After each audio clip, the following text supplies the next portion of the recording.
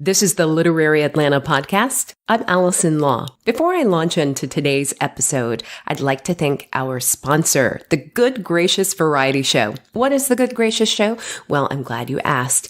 Think of it as the love child of the Ed Sullivan Show and a Prairie Home Companion, featuring stories of Southern change makers here in Atlanta. Every couple of months, Ringmaster Boyd Baker spotlights folks who are shaping our world of music, food, arts, and philanthropy.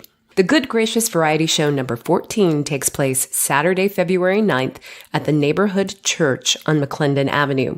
You'll enjoy music from the Good Graces, Robbie Horlick of Book Club, and the Real Ukuleles of Atlanta. You'll also experience improv comedy from Dad's Garage, storyteller Billy Hall, community from Common Good Atlanta's Bill Taft and Robert Roebuck, and much more. For more information and to listen to recordings of previous Good Gracious shows and the companion podcast, visit the website communityartslive.org. We'll include a link to the webpage in our show notes. If you would like to sponsor future episodes of the Literary Atlanta podcast, email me. The address is literaryatlanta@gmail.com. Happy New Year. I hope 2019 is off to an amazing start for you. I was certainly buoyed by all of your comments via social media and on the podcast website at literaryatlanta.com and via so many private messages and emails received after I released the last episode. If you haven't had a chance to listen to that one yet, it's episode 51. Came up just before this one. It was a more personal account of some of the challenges I experienced in 2018. I recorded the episode for the most part without a script and posted it the Friday night before New Year's Eve and woke up the next morning with what Brené Brown calls a vulnerability hangover. Are you familiar with Brené Brown? Have you read her work or watched her speeches on YouTube? You should check them out. I always record these podcast episodes thinking that no one is listening, which makes it possible for me to actually do that. And I'm always overwhelmed when I see you respond to them online or when I meet you in person. Thank you. One of the highlights of 2018 for me was getting the opportunity to interview authors live at different venues around Atlanta. This past summer, I had my first chance to participate, at least as an interviewer, in the Writers at the Wrecking Bar series, presented by indie bookstore A Cappella Books. Writers at the Wrecking Bar is a series of live author interview events showcasing some of the country's freshest voices in literary and contemporary fiction, presented each month at the Wrecking Bar Brew Pub, which is just down the road from A Cappella on Moreland Avenue. This monthly literary salon includes writers in conversation with an arbiter of Atlanta's book scene, giving the audience a chance to experience and participate in the Q&A and get a signed copy of the book. Select events feature performances by notable local musicians. The events are held upstairs in the Mariana Room of the Wrecking Bar Brew Pub. When people enter this top part of the house, they're always coming in and asking if they can walk around the space because it's this beautiful old house with hardwoods and fireplaces and architectural details that I'm completely incapable of describing in an intelligent way. A Cappella sets up a sales table with all the books close to the front door. Then you can walk straight back to the cash bar where Isabella is often mixing up signature cocktails that are inspired by the books. If there is a musical act, they'll start playing at 7 while everyone's coming in and mingling and enjoying some snacks. And the author conversation begins at 7:30. The author usually signs and personalizes books at the end. I'm telling you all this because it's fresh on my mind. It's what happened just last night on January 22nd at the first Writers at the Wrecking Bar event for 2019. The musical guest was Kim Ware of the Good Graces, whose set included a song she wrote about her cat. I was wearing some black cat earrings that my friend Jen got me and some cat's pajama socks. And all of our cat accessories and songs were in honor of a writer who went from being an unknown MFA student to a viral social media and internet sensation when her short story Cat Person was published in December 2017. Kristen Roupenian talks about that first short story and the new collection, You Know You Want This, straight ahead. This is episode 52 of Literary Atlanta.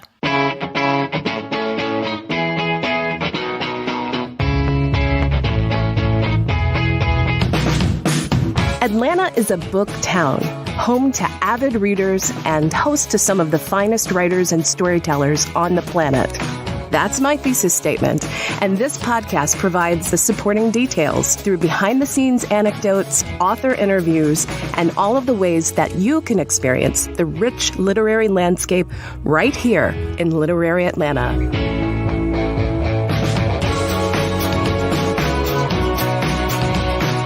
Kristen Roupenian graduated from Barnard College and holds a PhD in English from Harvard, as well as an MFA from the Helen Zell Writers Program at the University of Michigan. She is the author of the short story Cat Person, which was published in The New Yorker and selected by Sheila Heti for the Best American Nonrequired Reading of 2018. Kristen is currently at work on a novel, a fact of which I annoyingly reminded her toward the end of our conversation at the Wrecking Bar. No writer likes to remember, oh yeah, I'm under deadline to write another book when they're on tour to promote the first book. Still, Kristen was an incredible sport who admitted that she's enjoying her first public tour since having a breakout New Yorker story catapult her into our literary, societal, Twitter consciousness a little over a year ago. I asked her if we could tackle Cat Person, both the story and the phenomenon, first. So there's the story, Cat Person, but there's also the phenomenon. Yes. Can you remember the moment?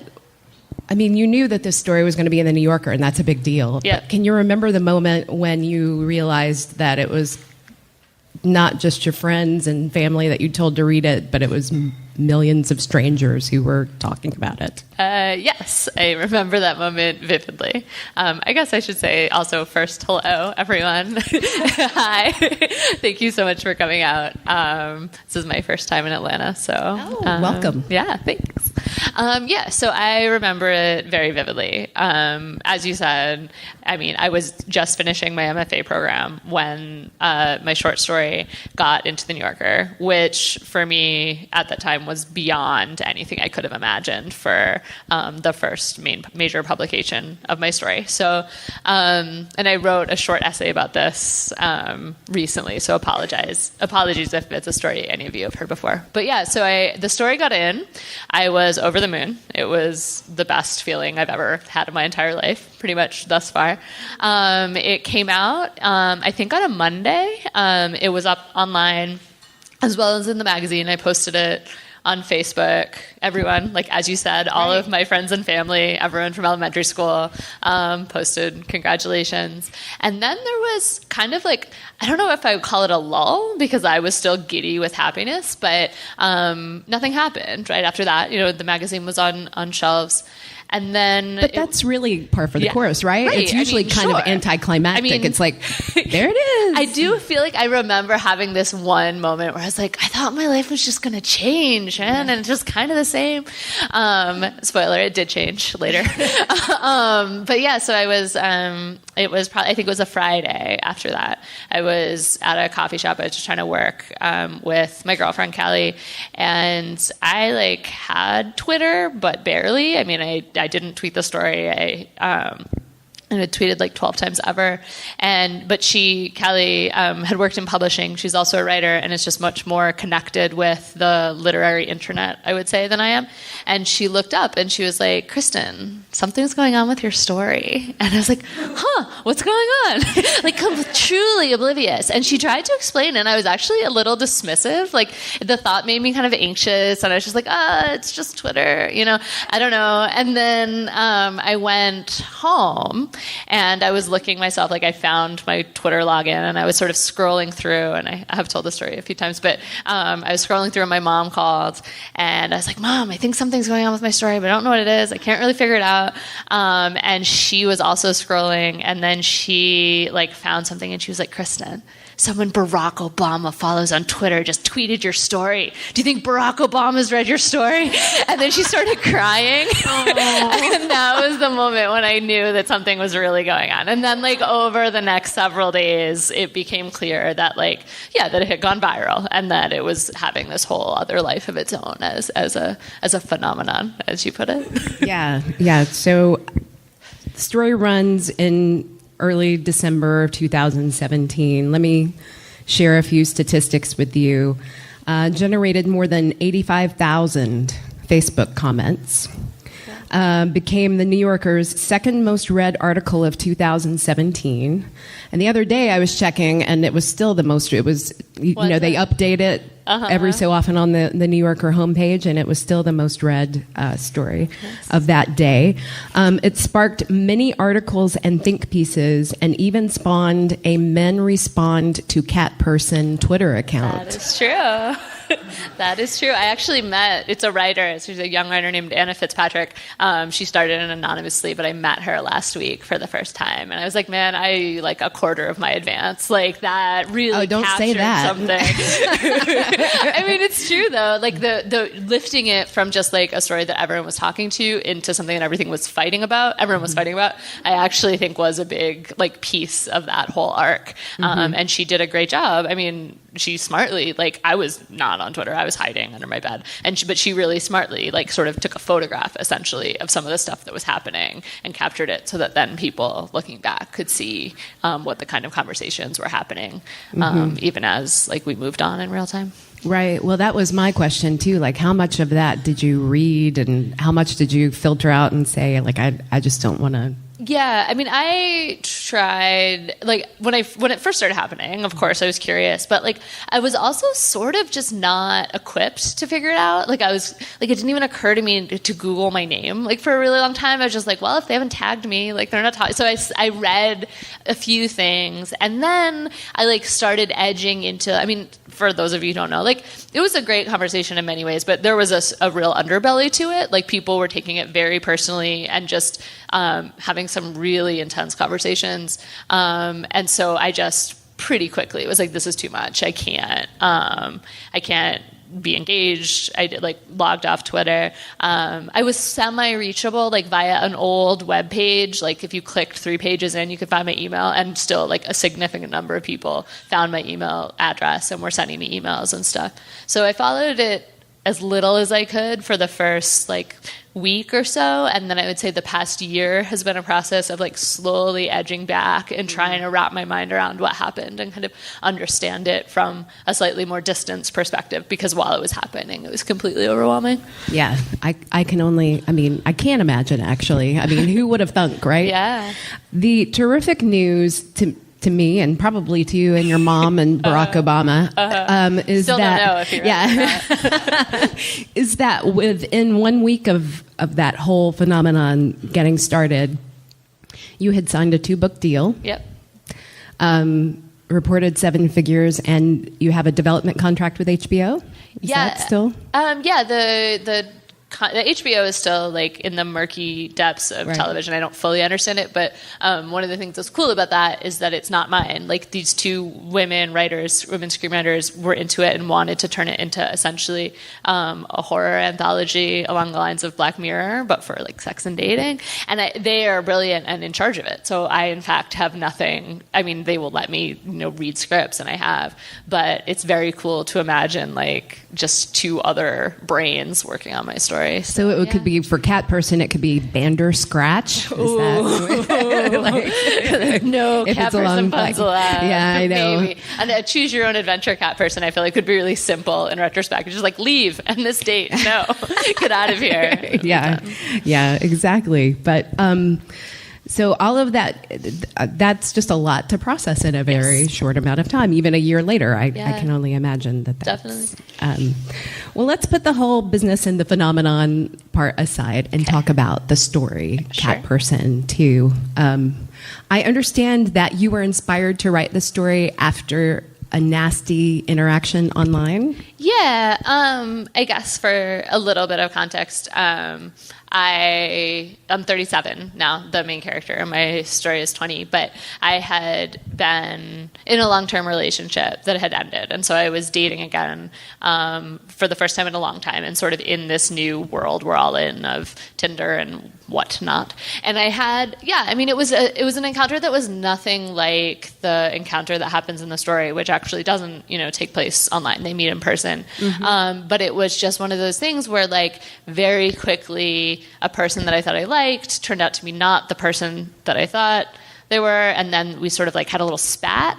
And I realized in this moment of like kind of sudden self-reflection, I was like, I invented a person. Like I knew nothing about this person. I created an idea in my head. And then when they didn't act like what I was expecting, I felt angry and let down. But like that was an entirely internal phenomenon, you know?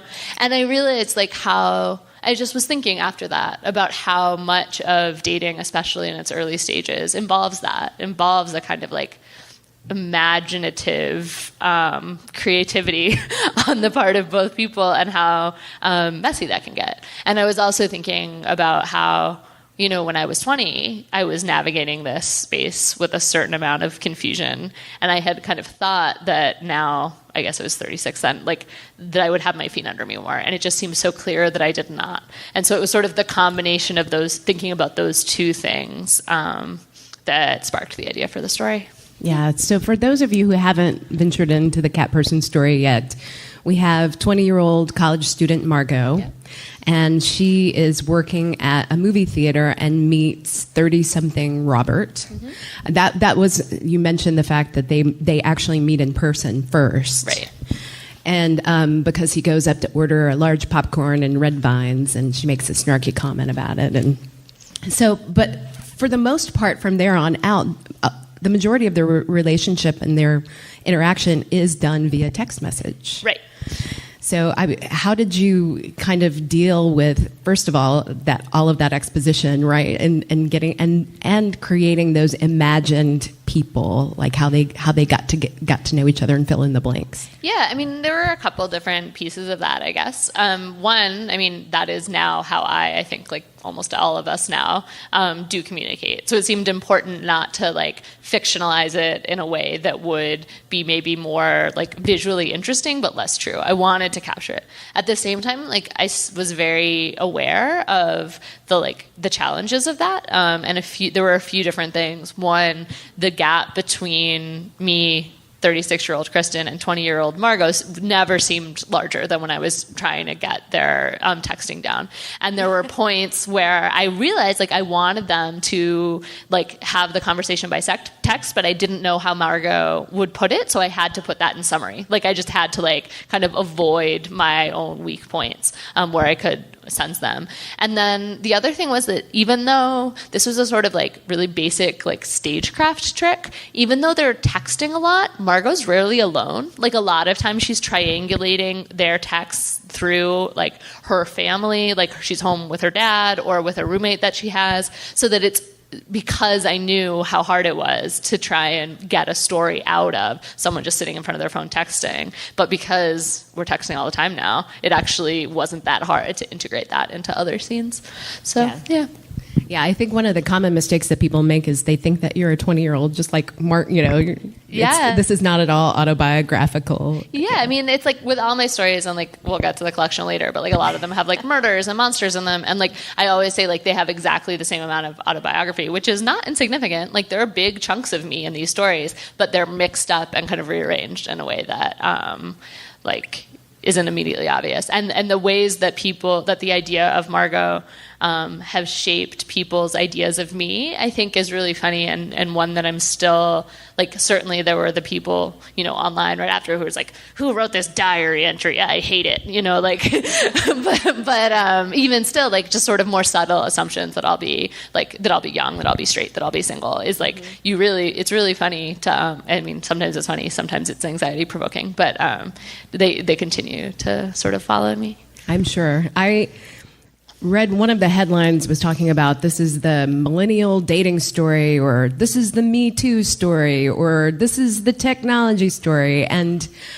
you know, for me, who's squarely in the middle of Generation X, this story resonated so much with me, who is not in any of those places, because there's certain points at the story when you as a reader are kind of cringing for her, even though we are privy to her interior thoughts and how she's making the decisions. We're still going, please don't do that. Don't go there.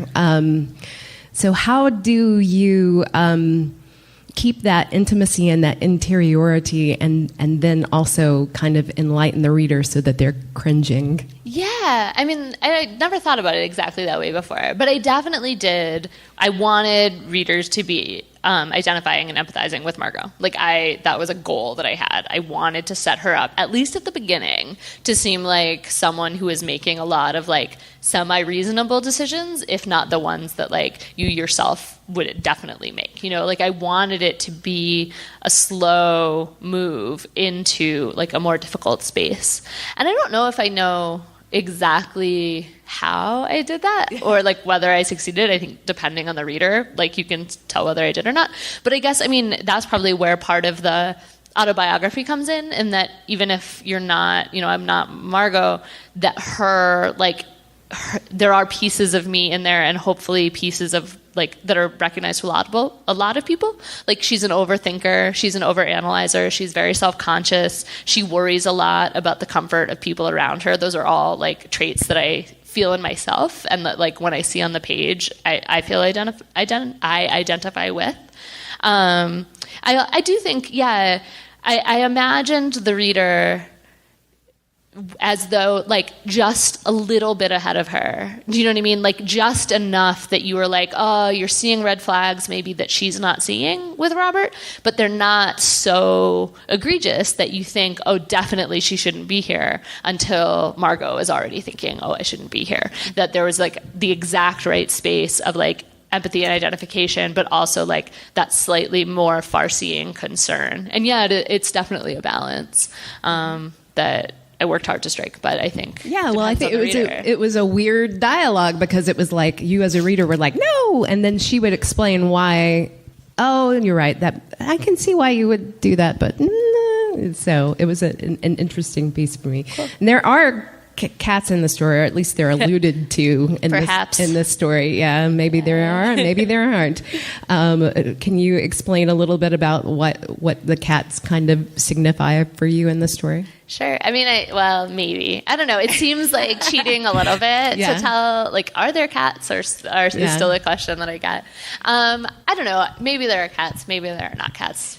Ask me after, off the record. But I do think that the cats in the story, it goes back to the idea that I was talking to you about how we invent people in our heads and how we try and convince ourselves that we know people that we don't know. And I think especially in this, I think it's probably always been true, but especially in an era where we tend to meet people fully out of context, where it's not a friend of a friend or someone you meet at work or someone, you know, that you have some other way of contextualizing, we have to, because we don't have any other choice, lean really hard on these signifiers of personality that we want to take as evidence of something more true. And so, like, a cat person, like, you came in and when we met and you were like, oh, I'm a cat person. And it's true. I have this whole array of, like, ideas of what that means about that you're like sensitive but a little introverted, and you like people but not too much, and you probably like to read, and like I fill in the blanks of you. You get me. Yeah. But like also it's like astrology, right? Like it's tricky, and there's no reason that someone who wants to project that can't claim like, oh, I'm a cat person, and like who can argue, who can say. And I think one of the feelings of like discomfort I wanted to come in the story was Margot's slow recognition of the disillusion of that picture that she'd put together, that maybe there are cats, maybe there aren't, but like even if there are, what does that mean? It doesn't mean any of the things she kind of wanted to believe that it did. Yeah. Yeah. Well, I think writer Lauren Holmes probably gives us the best segue into the other stories in your collection. She wrote in the New York Times, I think it came out on the 10th. Was it this morning? Yeah. She said, if you thought Cat Person was dark, wait until you read the rest of the book. Yeah. And darkness is probably a unifying characteristic of all of the different stories, although the stories are still very diverse. So let's talk about the other 11 stories.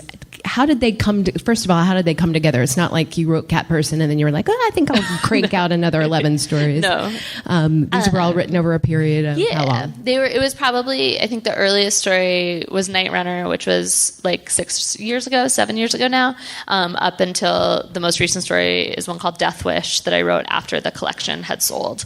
And Cat Person was relatively late in that span. I wrote that in, I think, April of 2017. Yeah, if it appeared in December 2017. So the majority of the stories I had written already. I'd written some of them while I was in the PhD program we were talking about. I wrote others in the MFA. I was revising them all the way through. And I had the idea of a collection in mind, for a long time, for a fair amount of that. But the reality is that, like, if you are an unknown writer who just finished an MFA, your odds of selling a short story collection are, like, slim to none. And so I had the idea, but I didn't have any real practical sense that it was going to turn into anything. And I'd actually, I've always been working on novels for as long as I've been writing. I always sort of imagined that what I would do was write a novel. But when the story was accepted to The New Yorker, I was like, okay, now maybe there's a chance. And so I put them together for the first time, I guess a year ago now. And that was a process. I mean, I've been thinking about it a lot, but it was a process both of picking. I had a lot more stories than the ones that were in the collection because I'd just been writing them over so many years. And I had an idea that I wanted what I felt were the strongest, but I had some themes in mind. And like the sort of trio that I'm like always busting out is like sex, gender, horror, power as 4. Sex, power, gender. And so it was like thinking about that theme. I had the title pretty early on as a line that could sort of fit into almost any one of the stories in terms of like conflicting desires, right? And so it was just, I pulled the ones that I thought worked together, put them in the collection, and Cat Person, I should say, especially if you're like thinking whether or not this is a book that you want, is pretty far along in the spectrum of realism. Like a lot of them are slightly more genre oriented. They like are almost all like dark or horror inflected. Some with supernatural elements, others not. But Cat Person to me was always like one of the kind of capstones of the collection in a sense of like making the familiar unfamiliar and dark and horrifying. And so it's a really interesting twist for me that for me always the collection came first and Cat Person came second and sort of last as like the end point. And then the world got Cat Person and then gets the collection later. And so it's kind of a mirror image from what I had always imagined. But it's important for me to like have people be able to see it sort of in its original context. I think it changes the story slightly, maybe not as much as I once thought, but it adds some aspects to it. Yeah, unless you think that all of the stories feature a woman narrator, I think probably my favorite story, or the story that I enjoyed the most, was the good guy story. Yeah, sure. Who is 35-year-old Ted. He has some sexual proclivities that are a little interesting, has some challenges, and it goes into his breakup, but then you start hearing from his point of view, and again it's that dissonance, like you're like, oh, the logic that he's using to break up with this woman and explain his terrible behavior makes sense, because it makes sense to him. Yeah, I love that comparison, and I do think of those two stories as a pair. I was writing Good Guy when Cat Person came out and finished it after, which was like this huge relief because I was sort of afraid that I would never write anything again. But I did finish Good Guy, and yeah, it's sort of a similar trajectory, but in reverse, in the sense that Margot starts out very relatable and ends up doing something that I think a lot of people, and this was part of the conversation after, if you would ask someone, like, would you ever have sex with someone just to be polite?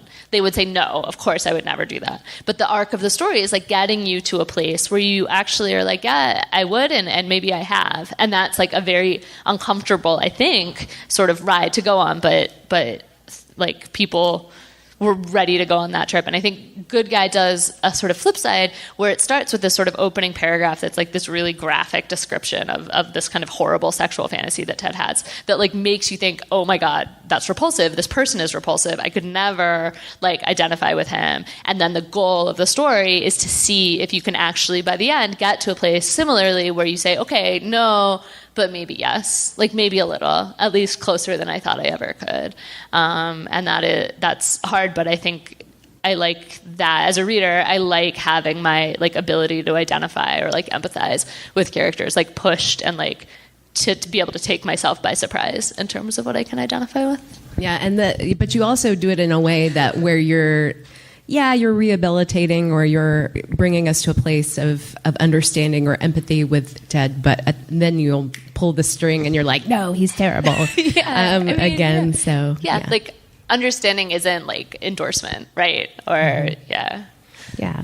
So I had other little, there are 12 stories in the collection here, so I made little notes here. The hard thing about short stories, too, is you don't want to, it's really easy to venture into spoiler territory quickly. But the first story, Bad Boy, I wrote, couple who wants friend to hear them having sex. That's the setup, yes. Yeah. That is true. But again, don't forget what Lauren Holmes told us, about the darkness. The darkness comes, and I'm glad that you said that you do think of this as kind of along the horror genre. Yeah, I mean, there was a long period of time where I said that I was a horror writer. Like, that was just how I described myself. And I saw myself beginning kind of emerge from that space, and that I'm still a fan. It's still probably my favorite kind of story to consume. But definitely some of the later stories, I think, one of the ways that I think about it is like, especially when I was learning to write plot, which is something that's really important to me and not always taught in the MFA. Horror was really useful to me in trying to figure out, like, well, how do you build a story that moves? Like, where you sort of pull back and let go and you're rocketed forward.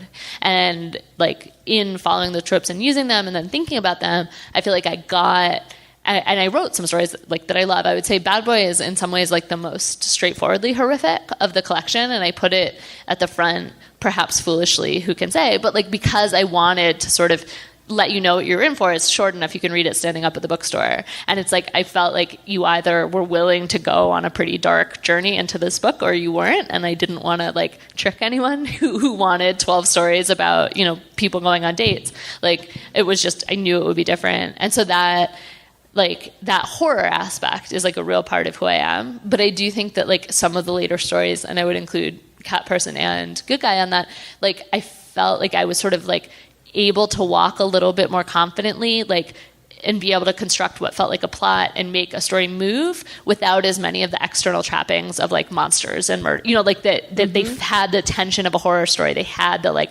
propulsiveness that you're going for, but a lot more of it is just internal and in someone's head. And so I feel like I'll always have that horror DNA, but maybe there's like a little bit more of an expansion within the context of the collection. Right. And you're not afraid to venture into the supernatural in a few of these stories too. No. I was just thinking about Night Runner. We were talking about the fact that you served in the Peace Corps, is that correct? Yeah, in Kenya, right after college. And so the character or the narrator in the Night Runner is based somewhere in Africa. I'm not... Also in Kenya. In Kenya? Okay. And has a terrible class that he's teaching, and then all of a sudden is visited by the Night Runner. How did that story come together for you? That story, like I said, it's the oldest story in the collection, and it's one that I worked on maybe for the longest, like that I just kind of kept hammering away at, not being quite sure if it was landing in the place that I wanted it to.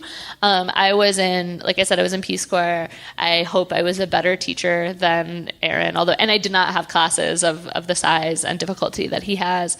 But I did like live in a compound and was pretty close with a family of teachers who really delighted in telling me stories that they kind of knew that I wouldn't believe, like sort of telling me like, ooh, here's this myth or here's this ghost, and the Night Runner is a real example of a story that they would tell me, always with the kind of like wink where we never could quite like agree on how real it was, and I still feel like I don't fully know. And so that story definitely brings in the supernatural, but also I think kind of treads that line, because that's the line that I was treading, where I was like, oh, like when in this story, like in the moment this story is being told to me, I believe it, and then I wake up and I'm like, oh, of course I know, like that's not real. And I think he is in that place, but like maybe a lot more uncomfortable than I was in like that ambivalent space. Right. And so let's see. What is the story? The Mirror, the Bucket, and the Old Thigh Bone. Wonderful title. But that's kind of I wrote dark fairy tale or fable. Yeah. One of the other things that I was thinking about when I was putting the collection together that maybe ties Cat Person into some of the other stories is about the stories that we carry around in our heads, specifically as women, about the things that are dangerous. And there's a moment in Cat Person where Margot is sitting in the car with Robert, or she's about to go into his house, and she's like, "What if he kills me?" And like in the context of that moment, she identifies it as a ridiculous thought. And I think especially like in the context of like a New Yorker story and like a story that's being passed around as like realist, we think it's not ridiculous and that's like a thought that many people have, but like we're sort of like, okay, we're in a realm where that's probably not going to happen, and so she can dismiss it. But what I think and what the book is sort of digging at is like, in fact, when you are in situations like that, you're carrying in your head not just the stories that like your friends told you about bad dates they went on or like your own experiences. You're also carrying the stories like true crime. Like I think everybody, like at least I growing up, like the murder of the girl that happened one town over that all the kids talked about, like that's a story that's in your head. And then also the stories are fairy tales and horror, slasher movies, like other things in which like bad things happen. And all of those stories coexist and kind of shape your reality to the point that I think they do impact your ability to kind of like move through the world and how you make the decisions that you make at any given time.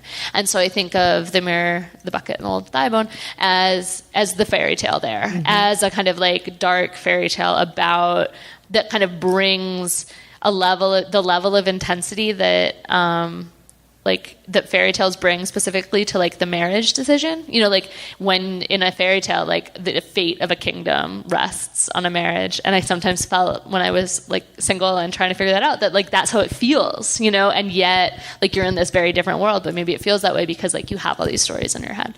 And so that is the fairy tale example in a wider collection. I'm glad you mentioned true crime and some other influences too, because we're in a piece in the Atlantic and talking about Joyce Carol Oates and how her stories, one of your stories is definitely kind of an homage to her story. Will you talk a little bit about Joyce Carol Oates and her influence on your work? Sure. So it's one story in particular influenced me really powerfully when I was about 15. It's a story called Where Are You Going? Where Have You Been? And I recommend that you read it if you haven't.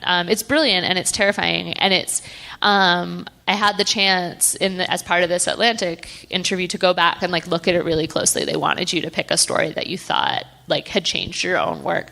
And it was really astonishing to me looking back how closely some of the stories in the collection like echoed and were like thinking through ideas that were just like right there in that story. That story, I guess very briefly, is also inspired by like a true crime, a murder, and is about a teenage girl who opens the door to a man who sort of presents himself as like a teenager who wants to take her out for a ride and who essentially abducts and kills her. It's just like a bleak, dark story. We read it in school when I was 15, and I remember that like was one of the first times that I read like literature as opposed to Stephen King and all the other stuff that I was reading, which actually strike that. I could 100% like include Stephen King in that. But that was like my private reading, my like personal reading, and this was in school. And like I was wrestling with understanding it, and it was a little bit beyond me, and yet I was terrified. And I think, I could and I did. I wrote that whole essay about it, but like talk about like being adolescent and trying to figure out what's dangerous and what isn't, and how impossible it is, and yet how necessary it is, and how you're just like searching for clues all the time. about like what is safe to do, what isn't, what's the right kind of danger, what's the wrong kind of danger, and how wrong you can go. And so just to directly answer your question, the story in there that's like, I think that Look at Your Game Girl is probably the most responsive to that story. Well, it was the one that I was thinking about. Like I specifically thought about the Joyce Carol story when I wrote it. And it's about a girl who is a teenager around the time of the Polly Klaas kidnapping, if y'all are familiar with that, in the 90s, which is just a terrifying, true example exactly of a girl being kidnapped and killed. And the story doesn't focus on her. It focuses on a girl who's sort of peripherally aware of that and who has her own kind of like dark encounter, but who can't really comprehend it. Like, she has trouble separating out what happened to her, which is like small, with what happened to a girl close by, which is big. And she's like trying to organize or orient herself like in this world in which terrible things happen to girls, and like doesn't quite know where she stands. And so it was a story that, like, unlike Look at Your Game Girl, or unlike Where Are You Going, Where Have You Been, it doesn't end particularly traumatically. Like, it ends, I think, much more quietly, and yet the darkness is like still there, and it like still, you think, like is carried with her. So yeah. So that the piece that I'm referencing in the Atlantic is called By Heart. It's a series in which authors share their all-time favorite passages in literature. Great. Yeah, so I mean, not just mine, really, like all of them. I love that. You should look it up. Well, the other thing that I learned was that there's an audiobook version of You Know You Want This. Yeah. And that you've said that this lends perfectly. They have a whole cast of characters. I was so excited to see that Aubrey Plaza reads the first story. Me too. Are you familiar with Aubrey Plaza from Parks and Rec? She is just dark. And the way that she reads it, you can listen to it on SoundCloud. But there are other actors, too, a whole cast of people, including yourself. That is true. I'm on there, too. I read the last story. It's really fun. So why were you the person who read the story Biter? Well, that was the one they offered me. I was ready to do whatever they asked. But also I should say, like, this may not resonate with anyone else here, but the actor Finn Wittrock, who actually played a terrifying clown in one season of American Horror Story, reads the good guy, and I feel like it lends this like bizarre meta level of horror if you just imagine a psychotic clown reading that story. So you can do that if you want. But yeah, no, they asked me to read Biter. It's the last story. It's a story that I like. It's the story I usually read from when I do a reading in these things, because I feel like it has this kind of, at least I hope, it has this kind of satisfaction that the whole story, like the collection is tense. I mean, hopefully it is, but like it's dark and it's tense, and there's a lot of stories that don't leave you with a sense of resolution. And Biter is the story, like if the first half of the book is our stories about like conflicted or like desires that are forced on people, or people trying to navigate other desires. The last few stories in the book are about women who just want something and get the fuck away with it and like walk away and off stage. And Biter has that punch, that bite at the end. And it was really fun to read, and it was really fun to write too, actually. There's a way for you to read, if you're familiar with it. It's Libro FM, where you can designate A Cappella Books as your bookseller, and you can download the audiobook. It's a great deal. But scary stories are meant to be read out loud. Yeah, that's really true, actually. Yeah. So tell us what happens now. So here you are, it's a year later, and now the whole collection is out there for everyone to enjoy. Yeah, sure. Enjoy, or to debate, through, right? Yeah. So how does this part feel to you now? I mean, this part, once again, feels utterly overwhelming. It's like truly every once in a while I take a step back and I'm like, a year and a half ago, if someone like loved my stories, that meant like my professor said, you should send this to some small literary magazine. If somebody hated my story, like it meant I got a mean workshop letter. And now it's like, if someone loves my story, I get $1 million. If someone hates my story, I get called needy in the New York Times. And I'm just like, I can't like wrap my mind around that level of change. But I feel what happens now is like, I go on this tour. I talk to people. I didn't talk to people after Cat Person came out. I just hid and thought, and it felt like a really necessary year. I'm like really grateful that like I had people supporting me in the decision that I made to step back, because it's complicated and they're like complicated questions and issues, and like it was a really fast moving time. But now I'm like venturing out into the world, and it turns out that I kind of love it. Like I have deep stage fright. I'm like shaking with fear every time I get up on a stage, but it's really been fascinating and cool to see like you put something out in the world, and then like all these conversations and ideas just like grow up around it and like have a life of their own, and sort of the less you interfere, the more like interesting and complex they get. And like seeing people and hearing them talk about my stories, sort of like whether they like them or not, like, but being in conversation with each other about them feels like having planted something that's growing, and now I'm seeing it, and that's been amazing. I mean, I think I will, do the publicity aspect, and then I will go home and collapse for months, and I'll probably have to like read a lot of books. I feel like part of promoting a book is talking about yourself a lot, and there's really like nothing less conducive to like writing than like giving a lot of your opinions about things. So I want to stop doing that at some point relatively soon, and like kind of take in rather than put out. But yeah, I don't know. It's been a ride. So yeah, and the next thing is a novel. Yes. Thanks for reminding me. You said you wanted to get back to it. I do. So, I definitely do. I'm excited, and I'm working on something. But I have a contract for a novel, so I will write and finish that. It's technically due like a year or 2 years from last May, so I still have a lot of time, and I'm told those are flexible deadlines. We will see in the actual event. So I'm working on that, and I also I'm working on some like screenplay projects, which is really fun and cool, and that's like a new thing to me. So when I feel overwhelmed by pressure, it's like nice to be sort of new at something and be like, I'm learning the skills of this new craft. That feels really good. So yeah, it's really amazing to me too, because you've said in other interviews that you really didn't make the decision like I'm a writer until like 7 years ago. That was... I would say I like wrestled with that question. I've been wrestling with the question of whether or not I was a writer for as long as I've basically been alive.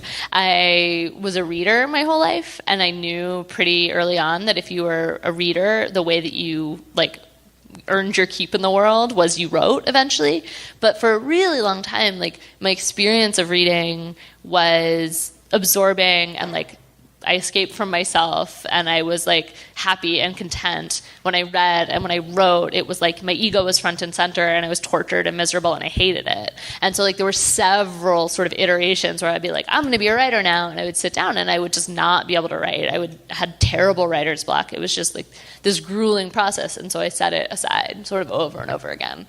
And what happened 7 years ago-ish now was sort of like, I mean, it's a longer story. I can whatever, but like, but basically, like writing started to feel like reading felt. Like it started to feel like something I did for the joy of it, and that I would do no matter what. And when that happened, everything else changed, and I still had a lot to like learn and do, and like work to do. But there was just a shift in the orientation that really like changed things for me. Yeah, I think that's reassuring for all of us who are trying to do some writing. And what's your favorite Stephen King story? Oh, man. I love them all. Pet Sematary is one that like had this early... I've told this story before, but like my mom was a big Stephen King fan. She was just a big horror fan in general, and I used to steal the books off the bookshelf. And once when I was like 4, she had this great like graphic gothic cover of Pet Sematary with a cat just like screaming, and the cover alone gave me nightmares like that I can still remember. And so she like hid the book and put it away, and then like a few years later when I was like 10 or 11, I stole it and I read it and I had nightmares again. And she was like, Kristen, like, learn your lesson. And I feel like that, like, those early just sort of terrifying experiences. Now I feel like I like his short stories as much as any of the novels. I feel like he's a brilliant constructor of like the knife to the heart short story. Yeah. Exactly. Yeah. Cats are everywhere. And you're still reading. You were reading earlier. Like, who are you reading now who's kind of setting you on fire? Oh, man. I mean, there's so many. We were just talking about Atesha Moshfegh, who I'm a huge fan of in terms of dark short stories. But I actually, like, being on this book tour is, like, messing with my attention. And so I'm finding it a lot easier to focus on nonfiction. I, like, jump back and forth. So that's a nonfiction, like, history of the existentialists that, for whatever reason, like, is very charming to me. They're all, like, at cafes, drinking wine and, you know, fighting with each other. And I'm just enjoying that life. Yeah. Yeah. Feeling very fatalistic. Exactly. Well, Kristen Roupenian, thank you so much for being at Writers at the Wrecking Bar. We've loved having you. Can we give them a Thank you all so much for coming out. If you haven't had a chance to experience Writers at the Wrecking Bar yet, I encourage you to join us next month. On February 18th, I'll be talking to Snowden Wright about his new novel, American Pop. Snowden is a native of Mississippi who now makes his home in Atlanta, and his new book is an epic saga of the fictional Forster family and their soft drink empire.